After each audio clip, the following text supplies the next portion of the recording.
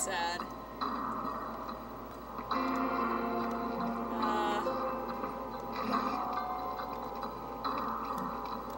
The man who never had his fill. It was a cold and snowy eve. Certainly no night for a man without a home to be walking these grey and endless streets.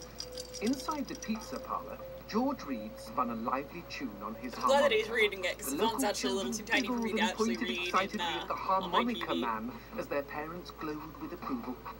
His reward would be all the pizza he could eat, 6 pies at least, and a warm bed in one of these folks' homes. He knew they were good for it. But when he tucked in for the night, George had not had his fill.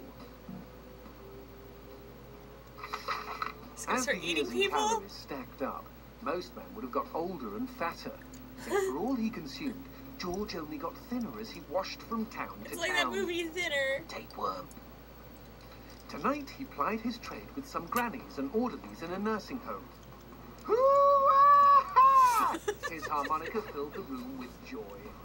After devouring 3 helpings of pork chops and mashed potatoes, he eyed the plate of the old woman next to him. Juice dribbled down his chin.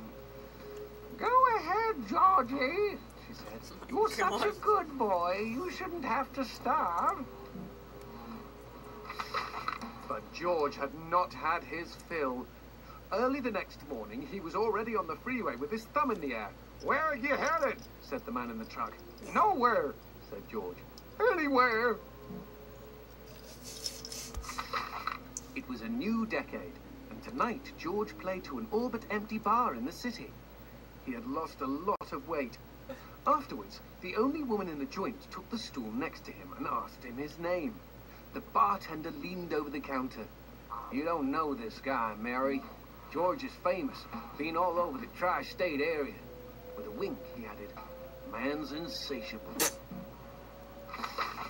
And that night, George proved it as he buried his face in Mary's beaver. Holy woodland creatures! Attaboy, George! Attaboy, George! Play that harmonica. But even after 5 trips to heaven and back, he had not had his fill. The morning after was an awkward affair as they stared at each other over coffee. One wanted to feel more, the other just wanted to feel.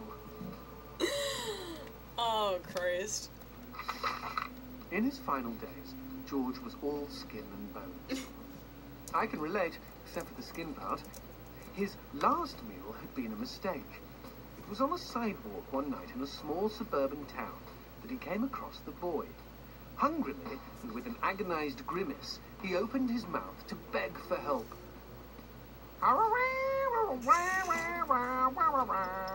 Out came a cacophony of wheezes and toots, but the boy understood. That boy spoke harmonica. Jorge ate his harmonica?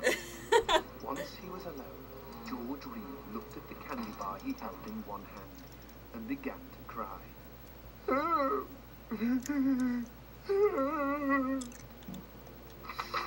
They found George's half-eaten body in a market next town over.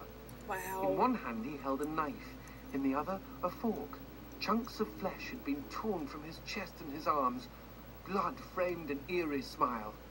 The wind that morning blew fierce, and as it whistled through the hole he'd carved out of his own neck, the harmonica man played his last song in this world. Oh my God.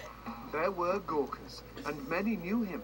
They shared stories of how he'd filled them with hope, filled them with life. What? They, at least, had had their fill. Especially Mary. The end. And they all lived happily ever after.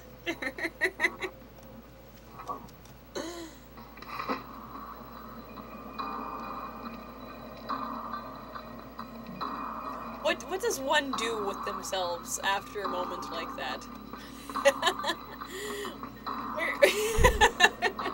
Except George. Except no, he died doing what he loved, which is eating everything.